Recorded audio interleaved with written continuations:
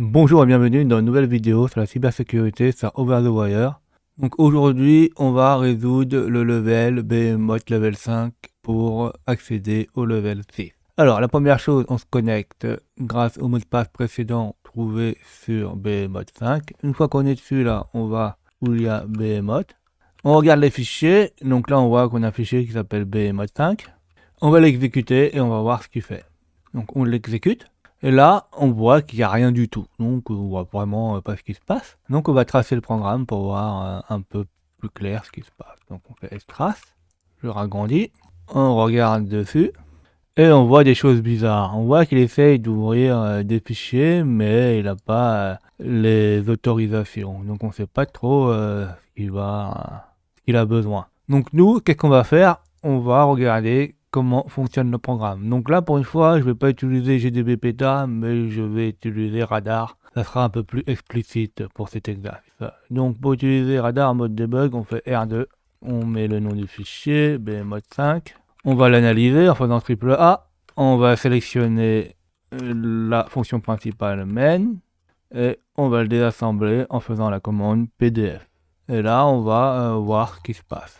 Alors là, on voit déjà qu'il y a des variables qui sont assignées, déjà pas mal de variables.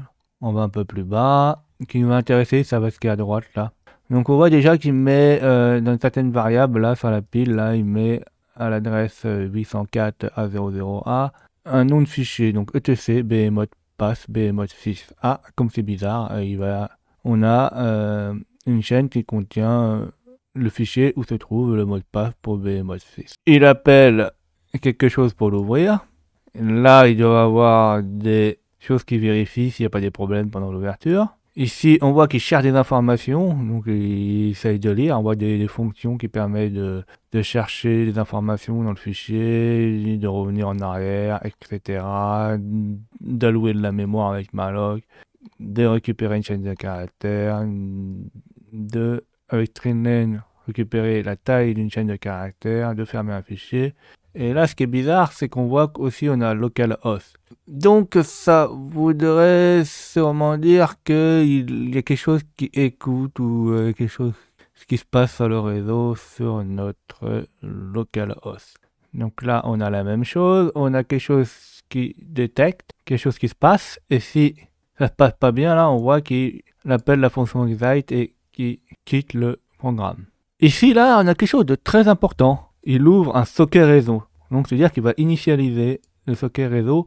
Avec au-dessus, là, on voit les trois, dans la pile, là, on voit les trois variables qui sont passées dans le in-domain, in-type et in-protocol. Alors, faites attention, vu que c'est une pile, on dépile et on fait ça à l'envers. Donc, si on regarde dans la documentation, le push 0, là, ça correspond à une connexion de type réseau internet. Après, on a un type 2, donc ça c'est le type de trame, donc on est en UDP et on est dans un type de domaine IPv4. Donc ça, si on ouvre un terminal, on fait man socket, là on voit les différents types. Par exemple là, le nom IPv4 là, en 2, comme j'avais dit, à Finet. On est en 2 en socket dgram, donc support datagram. Et après, on est en connexion normale. Après, on a un autre problème, c'est qu'on sait qu'on est sur localhost, on sait qu'on est sur de l'UDP, mais on ne sait pas sur quel port il écoute. Alors, on va un peu plus loin.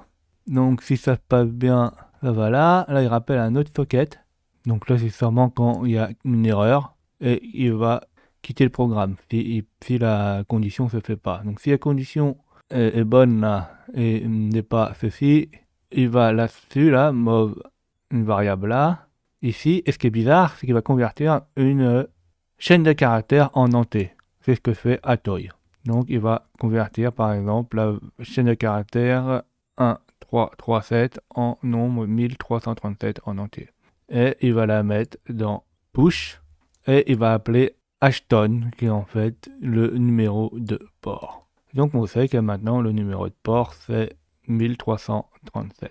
En sachant ça, on peut essayer de voir ce qui va se passer.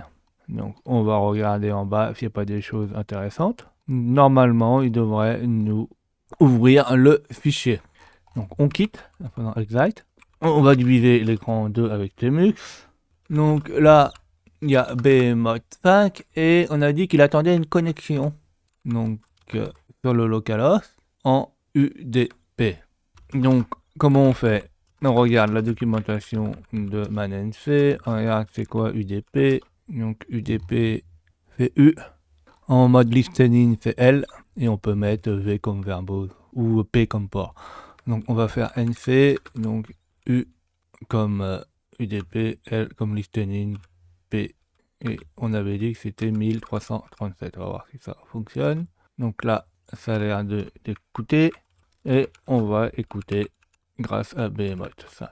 Donc là, on va voir est-ce qu'il écoute ce port, est-ce qu'il va envoyer quelque chose sur notre socket qu'on vient d'ouvrir plutôt. Et là, ça fonctionne. On a vu que le mot de passe est apparu. Donc ici, le mot de passe sera flouté. Vous devrez le refaire chez vous pour avoir le bon mot de passe. Alors là, on a vu comment analyser un programme avec Radar2. On a vu qu'on pouvait savoir, par exemple, si un programme écoutait quelque chose par rapport à l'appel système socket. Et avec un peu de reverse engineering, on a été possible de comprendre comment le programme fonctionnait et comment obtenir le mot de passe. Donc là, qu'est-ce qu'on peut en conclure? On peut en conclure qu'en fait, en faisant une bonne analyse, même si vous mettez un peu de obfuscation, c'est toujours possible de comprendre un peu comment fonctionne le programme et essayer d'extraire ce qu'on veut. J'espère que vous avez appris beaucoup de choses. N'hésitez pas à mettre des commentaires pour que j'ai des retours, mettez des pouces bleus, abonnez-vous et surtout, n'oubliez pas de cliquer sur la cloche de notification pour être au courant des nouvelles vidéos qui sortent.